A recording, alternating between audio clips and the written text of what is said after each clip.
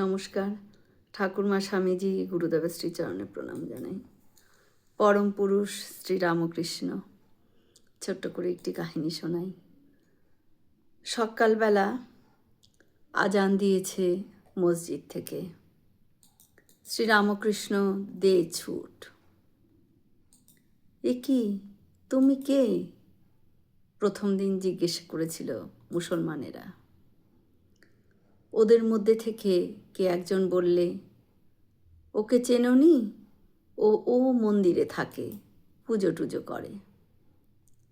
করে না তো করতো। আমি এখন ইসলামে দীক্ষা নিয়েছি। আমার ভাইদের সঙ্গে একত্রে উপাসনা করব, ঠাকুর বলছেন। সকলে ভাবলে পাগল টাগল হবে বোধহয়, কিন্তু সাধ্য নেই কেউ তাকে তাড়িয়ে দেয়। নামাজের প্রত্যেকটি কৃতকরণ তার মুখস্থ। আর সবচেয়ে মর্মস্পর্শী হচ্ছে তার মুখস্থ ভাবটি, যে ভাবটি আসে শুধু সরলতা থেকে, ব্যাকুলতার সরলতা। 3 দিন ছিল এই ইসলামী ভাব ঠাকুরের। একদিন হঠাৎ এক জ্যোতির্ময় পুরুষ তার সামনে আবির্ভূত হলো। মসজিদে যখন নামাজ পড়তে এসেছে, বৃদ্ধ ফকিরের বেশ, মাথায় চুল সব সাদা, গোঁফ দাড়ি সব তাই, গলায় কাচের মালা, হাতে লাঠি। বললে, তুমি এসেছো? বেশ বেশ বলে হাসছে, হাত নেড়ে আশীর্বাদ করল। সেই পুরুষ প্রবর বিরাট ব্রহ্মেরই প্রতিভাস। পরে আরও একদিন দেখেছিলেন ঠাকুর তাকে। বললেন, মা, ভেদ বুদ্ধি সব দূর করে দিলে।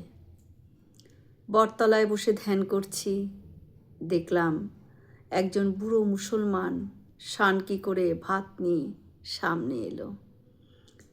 শানকি থেকে মেচ্ছদের খাইয়ে আমাকে 2টি দিয়ে গেল।